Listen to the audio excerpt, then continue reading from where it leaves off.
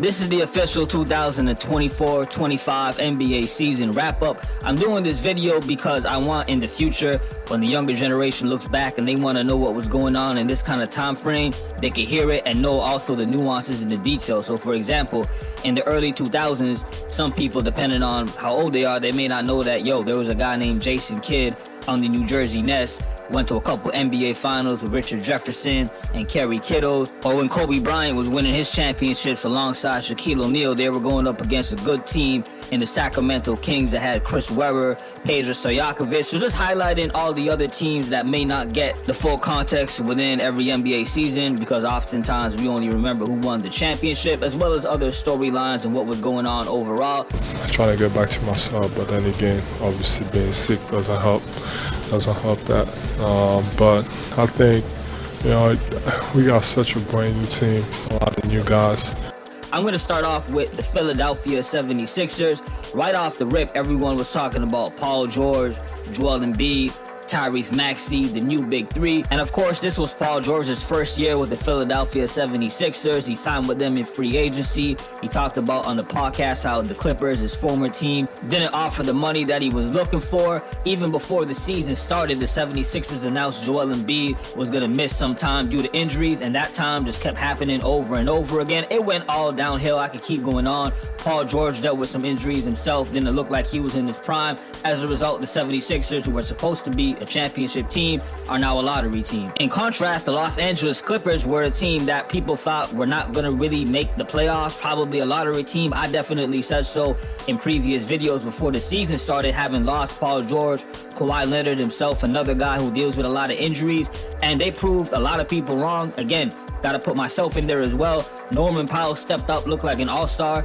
Didn't see that coming. Zubac is looking like a defensive star center, averaging 17 points, 12 rebounds. He's in contention for Defensive Player of the Year, possibly. I didn't see that coming at all. Then, of course, James Harden is still playing at an all-star level. Another team that surprised many, probably even more than the Clippers, was the Detroit Pistons, who won less than 15 games the season before. Currently, right now, as I make this video, they got 43 wins. They are a playoff team. They added key role players to make this happen. Malik Beasley, Tim Hardaway, Tobias Harris especially, Dennis Schroeder. These were needed to surround the nucleus of Cade Cunningham, Jalen Duren, just enough to make them really shine and know that, hey, we are not this 14-win team that we were before. Definitely a huge surprise. The Phoenix Suns, similar to the Philadelphia 76ers, another team that has these three stars playing like stars still: Kevin Durant, Devin Booker, Bradley Beal. But the only thing is, they didn't deal with the kind of injuries that the 76ers had. For the most part, their guys were healthy, and they still missed the playoffs, not even good enough to get into the play-in tournament to possibly make it. On top of that, they fired their head coach just a year before after getting swept out of the playoffs. Apparently, there was a lot of trade rumors going around with Bradley Beal that they said they were trying to move, but Bradley Beal has a huge contract and a no-trade clause that he didn't want to waive. I need to be addressed because I hold the cards. So until I'm addressed and somebody says something different, then I'm going to be a star. So who knows where everything is going with this team. I want to quickly go over other teams that had a really good season as well before I transition into some other things. So the Houston Rockets, they were a 500 team the year before. They are now second in the West. I don't think a lot of people thought that they would rise that quickly. Alperen Sengun, the star of the team, I got him on one of my All-NBA teams. I think he deserves to be on one. The Cleveland Cavaliers, who are at the top of the East, they started off the regular season on a 10-plus game winning streak, going undefeated. OKC Thunder is at the top of the West. Of course, we know Shai Gilgeous-Alexander looks like he's going to win MVP. It's a two-man race. I don't even need to get fully into the MVP discussion, but maybe I'll throw out some names as the video continues towards the end. Let me get into some transactions with roster and staff. I'll start off between the New York Knicks and Minnesota Timberwolves. They made a big trade between themselves. Karl Anthony Towns goes to the New York Knicks, Julius Randle to the Minnesota Timberwolves. I think most people, whether fans or analysts, saw that move and wondered, okay, where is this going for the Timberwolves? This looks like a good move for the Knicks. It looked like that would be the case. Starting off, the Knicks were really good. at the top of the East or just floating around there. Whereas with the Minnesota Timberwolves, they kind of struggled up and down. They were a 50-win-plus team the year before in the West Finals. Now it looks like it worked out evenly. The Minnesota Timberwolves found their way. Klay Thompson gets traded in the offseason from the Warriors to the Dallas Mavericks. That was a big one. A lot of people, including themselves, I believe, pictured that they were all going to retire together. Klay Thompson, Steph Curry, Draymond Green, and it was going to be that picture-perfect moment. Unfortunately, Klay Thompson dealing with injuries, getting older.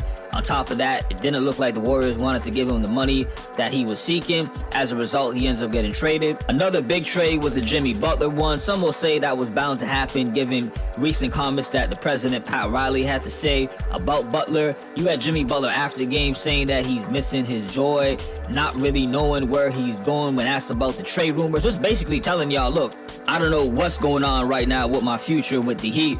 Meanwhile, you had Pat Riley saying they weren't going to trade him, and then obviously that's exactly what happened. Finally, the biggest trade, I didn't forget this one. Luka Doncic gets moved from the Dallas Mavericks to the Los Angeles Lakers.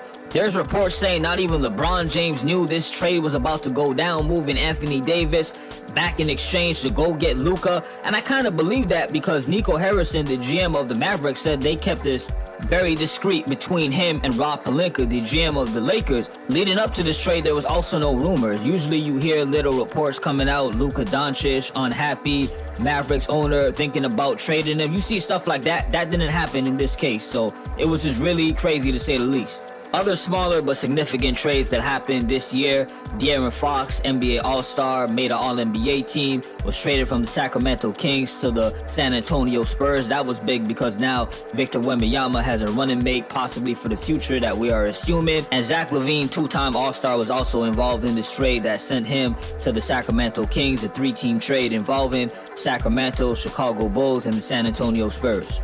Speaking of the Kings, let's transition into the staff side of this, the transactions that happened there, or at least the firings.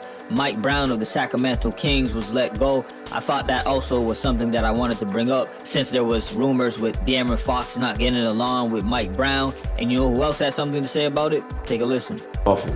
And at first, I was really shocked and surprised. Then I caught myself. Why am I shocked and surprised? For two reasons. One, because as an NBA head coach, ultimately, you're going to get the blame. When they win, it's going to go to Sabonis and Fox. When you lose, it's going to go to Mike Brown. That's the way it works. And two, who he works for. So I'm not surprised that Mike Brown got fired, because I got fired by the same person. Yeah, Michael Malone stood up for Mike Brown the way that whole situation was handled. Then literally with under 2 weeks until the playoffs, Michael Malone himself was fired from the Denver Nuggets. Nikola Jokic said the team owners told him about it. He didn't have a clue. It was just something that they were going to go on with. Taylor Jenkins was fired just before Michael Malone of the Memphis Grizzlies. Both teams, the Denver Nuggets and Memphis, were in the playoff hunt in a very tough Western Conference this year, where every team really 3 from 8 has about 48 wins. I didn't understand those two particularly. If you want to say, all right, the Sacramento Kings were struggling a bit, not really in the playoff hunt. At this point, I want to name a few players who really took a step forward and solidified themselves as being NBA superstars. Cade Cunningham of the Detroit Pistons is one. He is averaging about 25 points per game, 26 I should say, 6 rebounds, 9 assists. Paolo Banchero and Franz Wagner of the Orlando Magic both had injuries. If they were healthy the way Orlando was going this year, the Magic would have been one of the top teams in the East. Both these guys are averaging well over 20 points per game with multiple rebounds, multiple assists. They're all 23 and under, including Cade Cunningham. This is the future that you're looking at. When it comes to the rookies, Stephon Castle, watch out for that guy. Tremendous defender, athletic. I think he could play the point guard really good. It's going to be interesting to see how him and De'Aaron Fox with the Spurs work. Outside of Stephon Castle, though, there hasn't been any other rookies that really stand out. We'll see in the future how that goes. A couple more things as I wrap this up. Number one, the NBA ratings. There's been a lot of discussion, debate as to why the ratings are down. The NBA had a new TV deal. As a result, any single time that the viewership is not where it's supposed to be, it just triggered a lot of these debates about the three-point shot, the reliance on it, how good is the game to actually watch.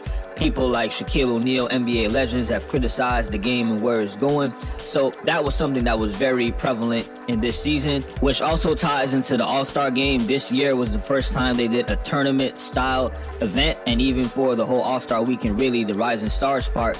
and the team that won the tournament for the Rising Stars Challenge was introduced to face the teams in the All-Star game itself, which was also a tournament that caused a lot of controversy. People like Draymond Green said these guys are not actually All-Stars just because they won their tournament for their Rising Star game on Friday. They shouldn't be on the court on Sunday with us. As I mentioned earlier too, the MVP race, it was really a two-man one between Nikola Jokic and Shai Gilgeous-Alexander.